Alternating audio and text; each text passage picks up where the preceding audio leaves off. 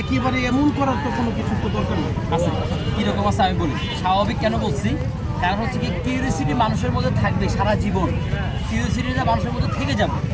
এখন এখানে যদি এই যে মাত্র একটা ঝামেলা হইলো, সবাই একসাথে দৌড় দিচ্ছে, তাহলে কি হয়েছে এখানে? কিন্তু কেউ জানে কিন্তু এখানে কি হচ্ছে, জাস্ট কিউরিয়াসিটি। সবাই স্বাভাবিক মস্তিষ্কে আসছে কিউরিয়াসিটি যে আসলে এত ভিড় কেন, কেকের টেস্ট আসলে কেমন। আপনি বলছেন যেটা যে কেক তো আছেই, পাবে। মেন কথা হচ্ছে মানুষ হয় 500-700, কিন্তু আমার কেক আছে হচ্ছে কি 200-250। আচ্ছা, লিমিটেশন কথা বলি। আসলে কি কেকের টেস্ট আসলে কি এই মূলত যেটা আমরা তো বাহ্যিক চোখে যেটা দেখতেছি, কিন্তু আসলে কি কেকের মানে কেক টেস্ট করতে আসে না অন্য কোনো মানে নিজে ভাইরাল হওয়ার জন্য আসে না অন্য কোনো আমার যেটা মনে হয় কেক টেস্ট করার জন্য আসে ভাইয়া, অন্য কোনো টেন্ডেন্সি নিয়ে এখন পর্যন্ত কেউ আসে না, কারণ আমি দেখি নাই।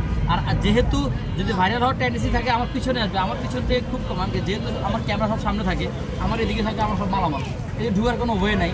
যার কারণে আমার মনে হয় না এরকম কোনো টেন্ডেন্সি, যদি কারো থাকে থাকতে পারে। জি, এটাই।